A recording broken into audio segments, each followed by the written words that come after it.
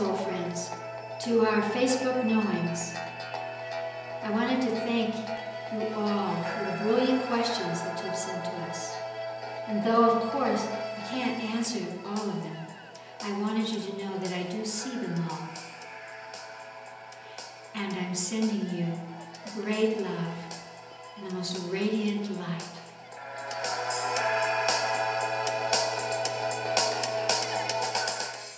Chris, mein Name ist Annette und ich spreche in Deutsch, auch für all die deutschen Facebook-Followers. Schön.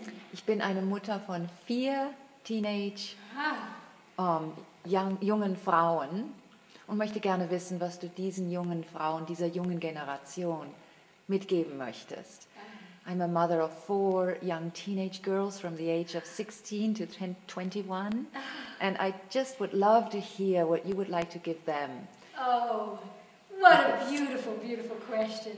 I am honored to speak to you 4 and to all of the teenagers, boys and girls on this planet right now. You have come at a very sacred and pivotal time on the planet.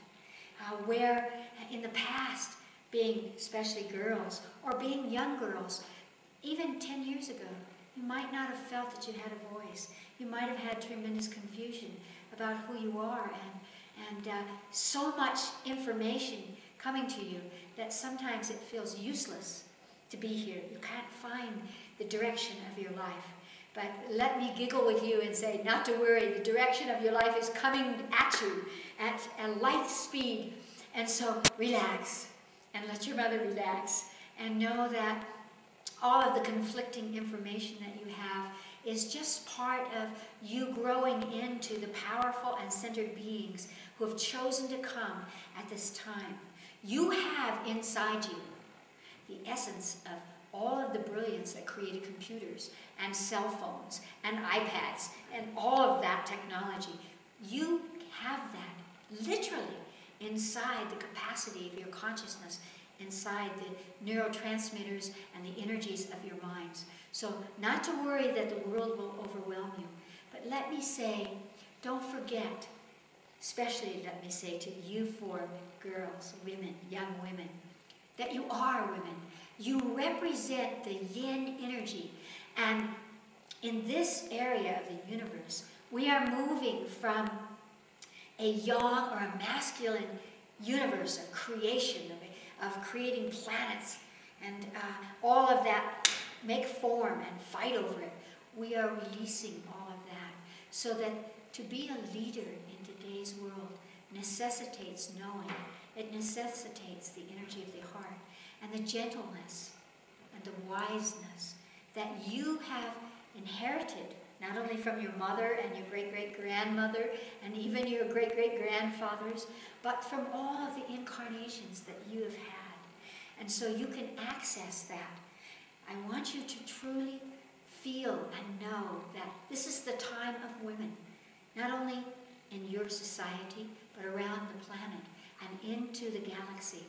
That the energies, the spiritual energies, the nurturing energies, the inclusion, those are the energies of the feminine, the yin energy, and you embody them. So never feel overwhelmed, but recognize that as you listen inside, you will always find the answers. And be gentle with yourselves. One of the things that I always told the teenagers that I taught at Nijoni is to speak your truth. Listen inside and find that truth, and speak that truth. But don't be surprised if it changes tomorrow. Because as your consciousness takes in information, and as you experience love and wisdom and some struggle and possibilities and coming up against the walls of authority, of someone else's choice, of society, of old religions, etc., when you come up against those things, that's not the end. That's the moment of initiation. That's the moment when you find the strength and the power and the greatness that you have inside you. As women, as loving beings, as future mothers, as sexual partners, as leaders, above all, as leaders in the world. It's in you. So have fun, but let that fun be a part of what teaches you, and know that you are growing. And here's the kicker of what I want to say to you. The cosmic law that I've learned from my own inner voice, from my higher self, is that the divine source grows through you. Your mother, your father, your parents, your teachers, the adult world changes because of you. Because when you interface with your family and with all of the powers that be in the world, your presence actually forces them to grow and change. And that is called the cosmic boot. And so I send you my great love and respect.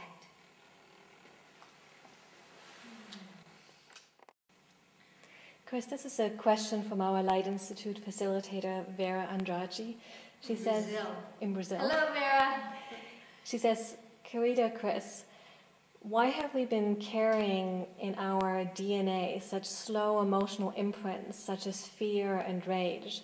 Is it because we were exposed to adverse environments and that it has to do with survival at a certain moment of our evolution? What is the purpose of these imprints? Really, they are just old, stagnant imprints that come from the descension of light beings into physical form, into all the eruptions that have happened on Earth that brought us into primordial humans, where the imprint of survival took place, where we forgot that we came from the cosmos and that we came through our own choice. And so those are residues that have been passed down through our great-great-great-grandparents' experiences and have become the groove of our own genetic encoding. But the interesting part of that, Vera, is that along with that, and perhaps in the shadow of that, are the imprints of our cosmic source. All of us have cosmic source. Planetary systems, universes, in which we have developed, in which we carry particular points of reference that could support the purpose of our coming into human form. So collectively right now, we are clearing away that survival energy. This is why, as you well know, we do the work that we do at the Light Institute, the incarnational work. Because once you've gone through 10 or 12 deaths, in the deepest level of your primordial body, there will be an echo there that says, I'm not afraid. I will continue. My consciousness goes on. I will choose a new form, a new body, and continue my evolution, the evolution of the soul. So we have come here at this time. This is why there are all these eruptions and wars, to release ourselves. And the problem is that when we see something in the third dimension, whether we're seeing it on television or in some parts of the world, we're living the experience of war, of survival, of danger, of terrible fear, we think that's all there is. But again, beyond that, and much, much more powerful that, is the light of the eternal energy of our souls.